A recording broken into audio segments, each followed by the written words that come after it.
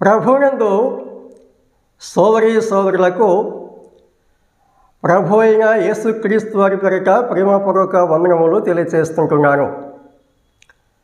మనము దేవుని పరిశుద్ధ గ్రంథంలో ఆదికాండము 1వ అధ్యాయము 28వ వాక్యమును చదువుకుందాం. దేవుడు వారిని ఆశీర్వదించెను, ఎట్లనగా మీరు ఫలించి అభివృద్ధి పొంది విస్తరించి భూమిని నిండించి దానిని లోబరచుకోండి. సముద్రపు చేపలను ఆకాశ పక్షులను భూమి మీద ప్రాకు ప్రతి జీవిని ఏలుడని దేవుడు వారితో చెప్పాను. తిమోతికి వ్రాసిన మొదటి పత్రిక 4వ అధ్యాయము 15వ వాక్యమును చదువుకుందాం. నీ అభివృద్ధి అందరికీ తేటగా కనబడు నిమిత్తము వీటిని మనస్కరించుము, వీటి యందే సాధకము చేసుకునుము. దేవుడి తన వాక్యమును మనందరి క్షేమార్థమై దేవుని యొక్క మహిమార్థమై దేవుడు దీవించి పంచిపెట్టునుగాక. ప్రభువునందు సోదరీ సోదరులారా, దేవుడు మానవులను కలుగజేసినప్పుడు దేవుడు వారిని దీవించారని ఆశీర్వదించారని దేవుని యొక్క గ్రంథములో మనం చదువుకుంటున్నాం. దేవుడు మానవులను ఆశీర్వదించేవాడు. మానవులు ఫలించాలి, అభివృద్ధి పొందాలి అని కాంక్షించేవాడు. మానవులు అభివృద్ధి చెందడానికి కావలసిన అనుకూలతలు కలుగచేసినవాడు, దయచేసినవాడు దేవుడు. ఏ విషయాల్లో మానవులు ఫలించాలో ఆ సంగతి గతంలో మనం ధ్యానం చేస్తూ వచ్చాం. ఈరోజు అభివృద్ధి పొందుట. ఏ మనిషి అయినా తన జీవితంలో అభివృద్ధి కోరుకుంటాడు. వయస్సునందు, జ్ఞానమునందు అభివృద్ధి చెందాలి అని కోరుకుంటారు. దీని యొక్క గ్రంథములు కూడా ఆ సంగతులను గమనిస్తుంటున్నాం. అభివృద్ధి చెందాలి, వయసులో అభివృద్ధి చెందాలి, జ్ఞానములో వృద్ధి చెందాలి, అలాగే ఆ విద్యలో అభివృద్ధి చెందాలి, సంపదలో వృద్ధి చెందాలి. అనేక రంగాలలో ఏ రంగమైతే తాను ఎన్నుకున్నారో, ఏ రంగంలో తాను ప్రవేశించారో, అది విద్యారంగమా, వ్యవసాయ రంగమా, వ్యాపారమా, ఏ వృత్తిగా సరే అభివృద్ధి పొందాలి అని కాంక్షిస్తారు. అందులో తప్పులేదు.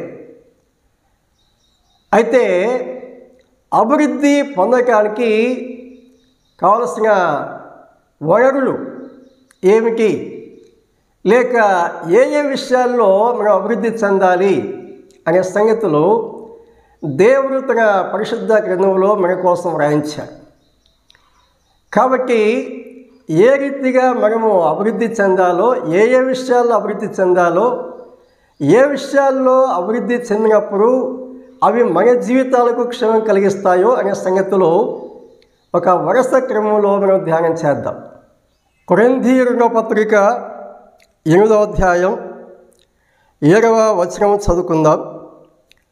మీరు ప్రతి విషయంలో, అనగా విశ్వాసమందును, ఉపదేశమందును, జ్ఞానమందును, సమస్త జాగ్రత్త యందును, మీకు మాయగల ఉన్న ప్రేమ యందును ఎలాగూ అభివృద్ధి పొందుతున్నారో అలాగే ఈ కృప యందు కూడా అభివృద్ధి పొందినట్లు చూచుకొనుడి.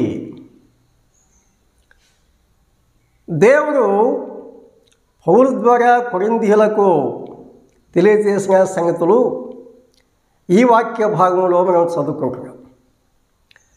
కొరింథీయులు ఏ విషయాల్లో అభివృద్ధి పొందుతున్నారో ఆ సంగతులు ఇక్కడ దేవుడు తెలియపరుస్తుంటున్నాడు.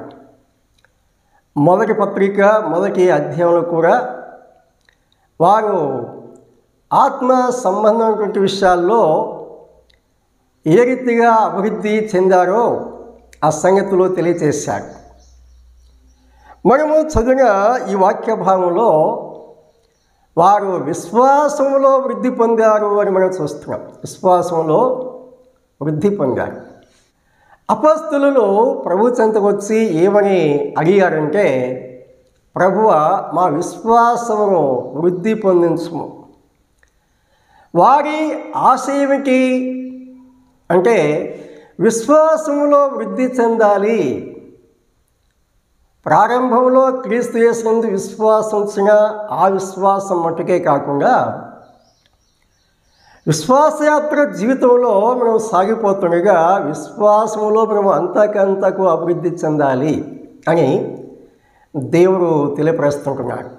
విశ్వాసంలో అభివృద్ధి చెందాలి. మరుగుజ్జుతనం అనేది ఉండకూడదు. ఆధ్యాత్మిక జీవితాల్లో ఈ మరుగుజ్జుతనము ఏమాత్రం ఉండకూడదు. అంతకంతకు అభివృద్ధి చెందాలి.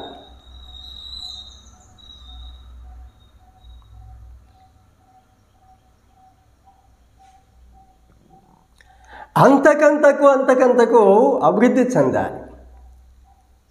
ప్రథమంగా విశ్వాస విషయంలో అభివృద్ధి చెందాలి. అన్నిటికీ మూలం విశ్వాసం. మన క్షేమాభివృద్ధికి, మన ఆశీర్వాదాలకు మూల కారణము క్రీస్తు యేసునందలి విశ్వాసము, దేవుని వాక్యము గల విశ్వాసం. హెబ్రీ పత్రిక 11వ అధ్యాయంలో ఆ విశ్వాస వీరుల పట్టిక మనం చూస్తాం కదా. విశ్వాసం ద్వారానే వారు చేసిన గొప్ప కార్యాలు పరిశుద్ధాత్మ దేవుడు ఆ అధ్యాయంలో తెలియపరిచారు. విశ్వాసం ద్వారా ప్రారంభించి ఆ ముగింపు పూర్తి చేయకుండా అన్ని విషయాలు చెప్పడానికి సాధ్యం కాదని చెప్పారు. అందరిని గురించి చెప్పడానికి సాధ్యం కాదన్నారు. ఈ సంఘ కాలంలో కూడా అనేక మంది భక్తులు తమ విశ్వాసం ద్వారా అనేక కార్యములు జరిగించినట్లుగా దేవుడు వారి జీవితాల్లో జరిగించిన కార్యాలు అనేక మంది తెలియజేస్తుంటారు. విశ్వాసం ద్వారా పాపక్షమాపణ, ఆత్మరక్షణ ప్రారంభించి ప్రతి కార్యము దేవుడు మనలో జరిగించాలంటే దేవుని ఎడల విశ్వాసం కలిగి ఉండాలి. దేవుని యొక్క వాక్యము ఎడల అచంచల విశ్వాసం కలిగి ఉండాలి. విశ్వాసం ద్వారానే ఏ కార్యమైనా మనం చేయగలమని దేవుడు తన గ్రంథంలో తెలియపరుస్తుంటున్నాడు. విశ్వాసం ద్వారానే గొప్ప కార్యములు చేయగలమని దేవుడు మనకు తెలియపరుస్తుంటున్నాడు. వారు విశ్వాసంలో వృద్ధి పొందుతున్నారు అని చెప్పాడు. రెండవదిగా ఏం చెప్పారు? ఉపదేశమందు వృద్ధి పొందుతున్నారు. ఒక వ్యక్తి ఆధ్యాత్మికంగా వృద్ధి పొందాలంటే ఉపదేశం అనేది చాలా ప్రాముఖ్యం. ఉపదేశం లేకుండా ఏ విషయంలో కూడా వృద్ధి చెందడం అనేది సాధ్యం కాదు. అందుచేత అపోస్తలుల కార్యములు 2వ అధ్యాయము 42లో ప్రథమంగా ఏం చెప్పారంటే, వీరు అపోస్తలుల బోధలో ఎడతెగక ఉన్నారు అని చెప్పారు. అపోస్తలుల బోధలో అభివృద్ధి చెందాలి. సత్యబోధలో వృద్ధి చెందాలి. సుబోధలో వృద్ధి చెందాలి. కట్టుకథలు చెప్పేవారు ఉన్నారు, కల్పిత బోధలు చెప్పేవారు ఉన్నారు, ఆ లేని వాటిని కల్పించే చెప్పే ఆ మహాగణులు ఉన్నారు. వాటి ద్వారా ఉపయోగం లేదు. సత్యవాక్యము ఉన్నట్లుగా బోధించేవారు కావాలి. సత్యవాక్యమును సరిగా విభజించాలి, సరిగా ధ్యానించాలి, గ్రహించాలి, అనుసరించాలి, బోధించాలి. ఆ వాక్య జ్ఞానములో, ఉపదేశంలో అభివృద్ధి చెందాలి అని దేవుడు ఈ వాక్య భాగంలో తెలియపరుస్తుంటున్నాడు. ఉపదేశంలో అభివృద్ధి చెందాలి అని దేవుడు తన గ్రంథంలో మనకు వ్రాయించారు, బోధిస్తున్నాడు. ఉపదేశంలో అభివృద్ధి చెందాలి. మూడవదిగా మనం చూసినప్పుడు జ్ఞానములో అభివృద్ధి పొందాలి. జ్ఞానం, ఏ జ్ఞానము? లోక జ్ఞానము దేవుని దృష్టికి విరుద్ధమని చెప్పాడు. చాలామంది ఈ ప్రకృతి సంబంధమైన, లోక సంబంధమైన, ఇంకా చెప్పాలంటే సాతాను సంబంధమైనటువంటి జ్ఞానంలో వృద్ధి చెందుతూ సత్యమును అడ్డగించేవారు ఉన్నారు. అవన్నీ కూడా నిలిచేవి కాదు. వాటి ద్వారా ఏ మానవుడు క్షేమం పొందలేరు. తాత్కాలికంగా కొంతమందికి, అంటే అజ్ఞానులకు తాత్కాలికంగా దైవిక జ్ఞానం లేని వారికి అవి మంచిగా కనిపిస్తాయి. కానీ పైకి మంచిగా కనిపించిన జీవితాలను సర్వనాశనం చేస్తాయి. అందుచేత కేవలము పై అలంకరణ, లేకపోతే పై ఆకర్షణ కలిగించే మాటల చేత నష్టపోకుండా జాగ్రత్త పడాలి. ఎవరును చక్కని మాటల చేత మిమ్మల్ని మోసపరచుకున్నట్లు జాగ్రత్త కలిగి ఉండాలని దేవుడు హెచ్చరించారు. లోక జ్ఞానము అపరిమితంగా పెరిగిపోతున్న కాలంలో మనం జీవిస్తున్నాం.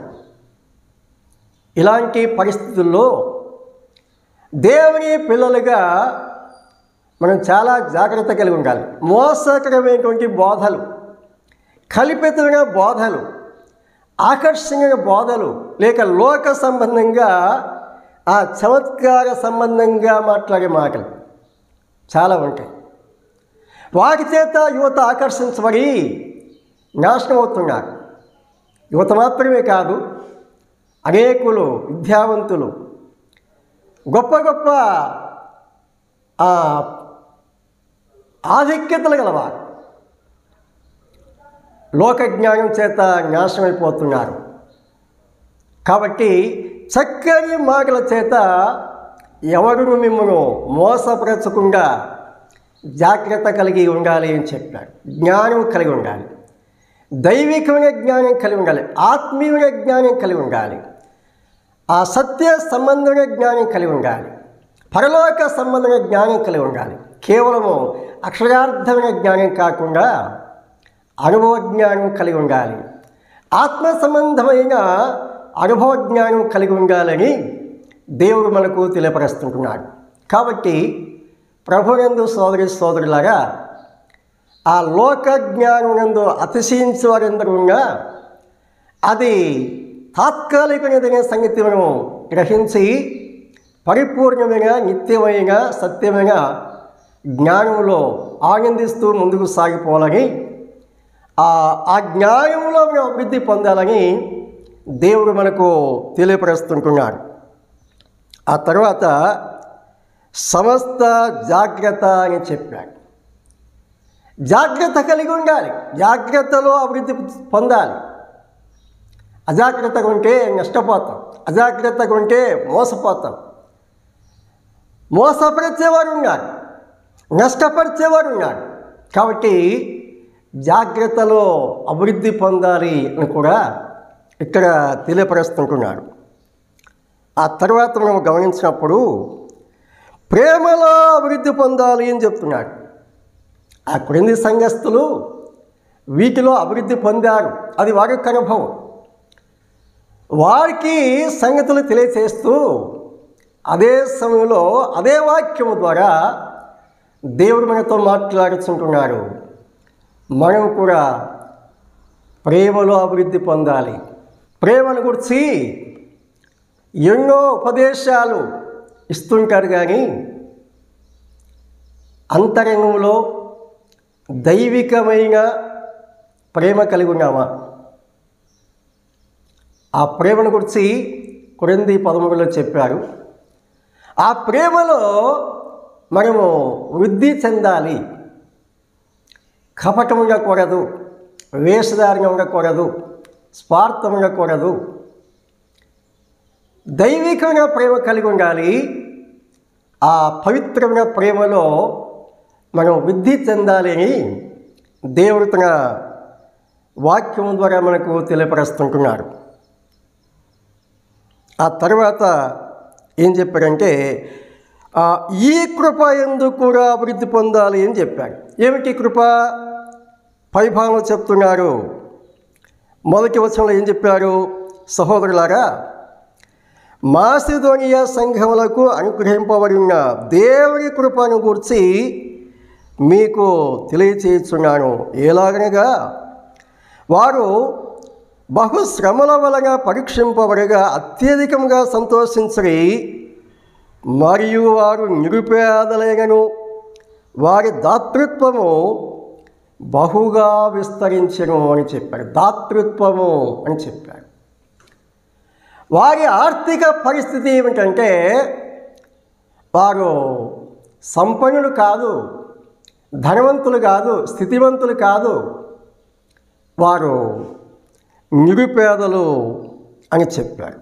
వారు నిరుపేదలు. కానీ ఏం చేశారు?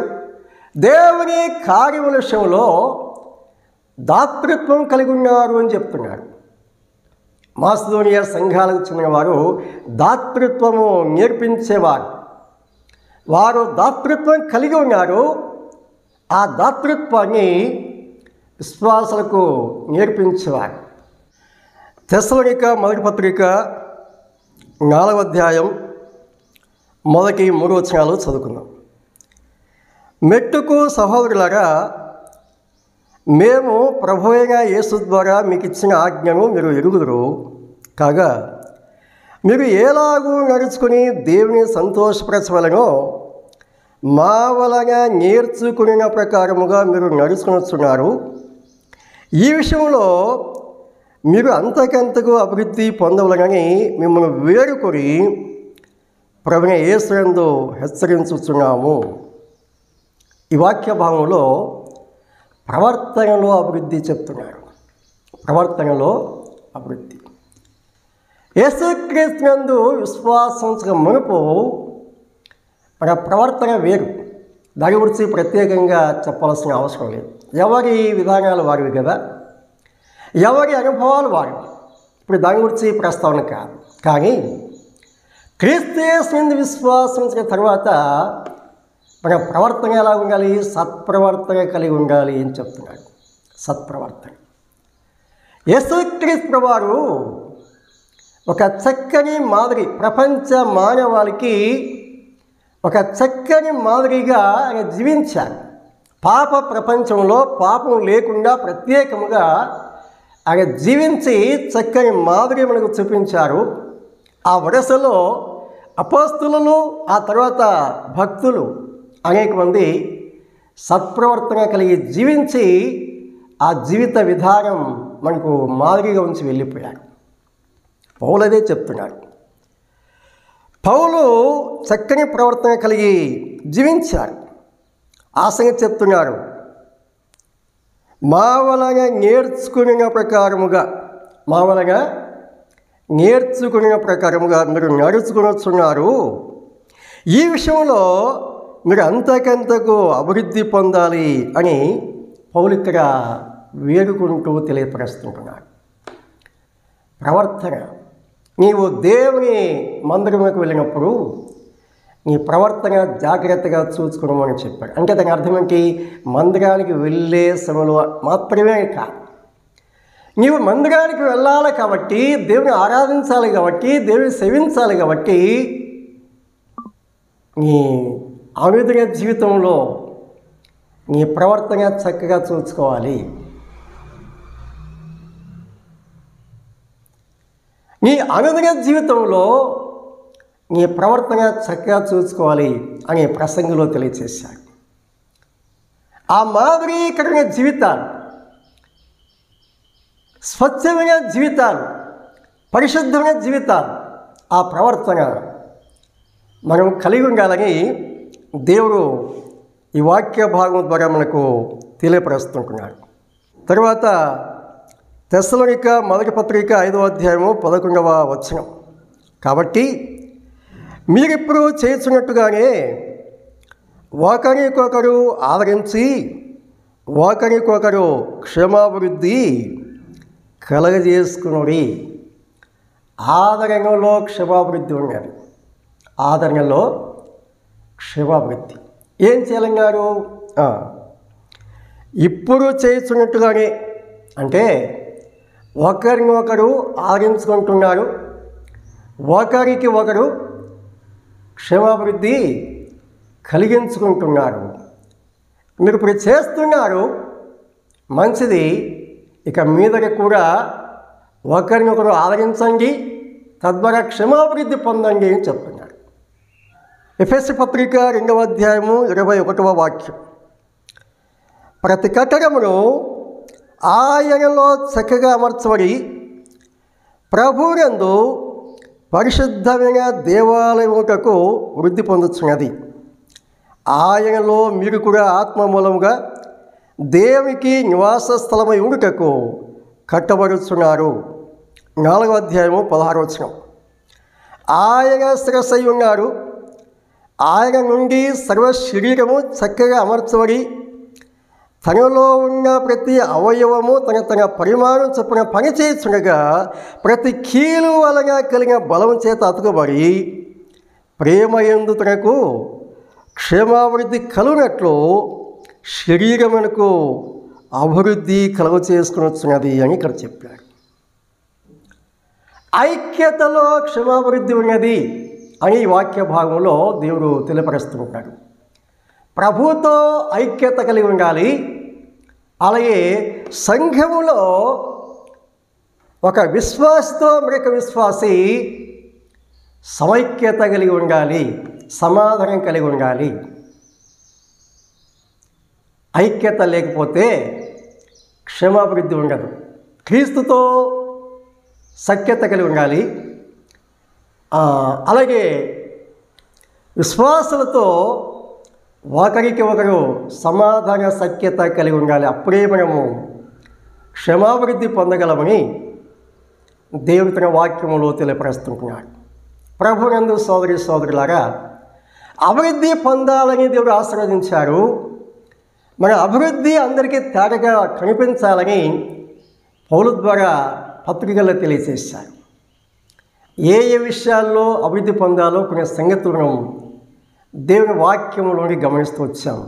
చివరిగా మనం అభివృద్ధి పొందాలంటే ఎలాంటి స్థితి కలిగి ఉండాలి, లేక వేటిని అనుసరించాలో జ్ఞాపకం చేసుకొని ఈ వర్తమానం ముగింపు చేసుకుందాం. తిమోతి మొదటి పత్రిక 4వ అధ్యాయం 11 నుండి చదువుతున్నాను. ఈ సంగతులను ఆజ్ఞాపించి బోధించము. నీ యవ్వనమును బట్టి ఎవరును నిన్ను తృణీకరింపనీయకము, కానీ మాటలోను ప్రవర్తనలోను ప్రేమలోను విశ్వాసంలోను పవిత్రతలోను విశ్వాసులకు మాదిరిగా ఉండము. నేను వచ్చే వరకు చదువుటయందును హెచ్చరించటయందును బోధించటయందును జాగ్రత్తగా ఉండము. పెద్దలు హస్తనిక్షేపణం చేయగా ప్రవచన మూలముగా నీకు అనుగ్రహింపబడి నీలో ఉన్న వరమును అలక్ష్యం చేయకుము. నీ అభివృద్ధి అందరికీ తేటగా కనబడు నిమిత్తము వీటిని మనస్కరించము, వీటి యందే సాధకము చేసుకునము. నిన్ను గూర్చియు నీ బోధన గూర్చియు జాగ్రత్త కలిగి ఉండము, వీటిలో నిలకడగా ఉండము. నీవు ఈలాగు చేసి నిన్నును నీ బోధ వినివారిని రక్షించుకొందువు. వీటిని మనస్కరించము, వీటి యందే సాధకము చేసుకును. 11 నుండి ఏ విషయాలు చెప్పారు, ఆ విషయాలలో మనము మనసు పెట్టి సాధకం చేసినప్పుడు, అభ్యాసం చేసినప్పుడు మనము క్షేమాభివృద్ధి పొందగలమని దేవుడు తెలియపరుస్తున్నాడు. ఒక వాక్య భాగం మాత్రమే మనం చూసుకున్నాం, ఇంకా చాలా వాక్యాలు ఉన్నాయి. అయితే సమయాన్ని బట్టి మనం ముగింపు చేసుకుందాం. దేవుడు ఆశీర్వదించారు, మనం ఫలించాలి, అభివృద్ధి పొందాలి. అది దేవుని యొక్క హృదయ ఆకాంక్ష.